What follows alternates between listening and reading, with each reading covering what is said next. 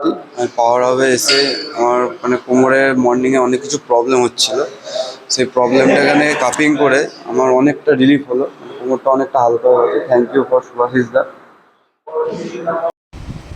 নমস্কার। এর আগে আপনারা অনেকগুলো এরকম ভিডিও দেখেছেন। তো এখানে নতুন জিনিস যেটা হচ্ছে সেটা হচ্ছে কাপিংটা। তো কাপিংটা কেন করলাম, এখানে ওর স্পাইনের আশেপাশের যে মাসলসগুলো, সেই মাসলগুলো অনেক টাইট ছিল। তো সেইগুলোকে ফার্স্ট আমাকে রিলিজ করার জন্য কাপিংটা করতে হলো, এবং কাপিং করার পরে আমি ওকে একটু মাসাজ দিলাম। ওকে, ডিপ টিস্যু, হালকা একটু ডিপ টিস্যু করেছি, সেই পার্টটা যদিও এই ভিডিওতে নেই, সেটা করেছি।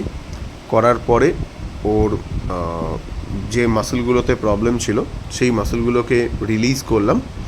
রিলিজ করার পরে তারপরে ও কিছুটা ঠিক হলো, তখনও পুরোটা ঠিক হয়নি। এখানে আপনারা এই যে দেখতে পাচ্ছেন ওর গ্লুটসটাকে আমি রিলিজ করছি, ঠিক আছে। করার পরে কাপটাকে ওপেন করে দেওয়ার পরে প্রথমে মাসলগুলোকে রিলিজ করে নেওয়ার পরে তারপরে আমি ওকে স্ট্রেচিংটা করালাম।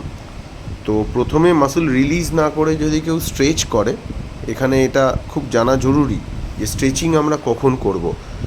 তো মাসল রিলিজ না করা অবধি যদি কেউ স্ট্রেচ করে তাহলে কিন্তু মাসলে আরও বেশি চোট লাগার চান্স থাকে। তো এবার আপনারা দেখতে পাবেন আমি মাসলটাকে রিলিজ করার পরে স্ট্রেচিং করাচ্ছি, প্যাসিভ স্ট্রেচ। তো এই স্ট্রেচটা সবসময় মাসল রিলিজ করে তারপর করতে হয়। ওকে, থ্যাংক ইউ।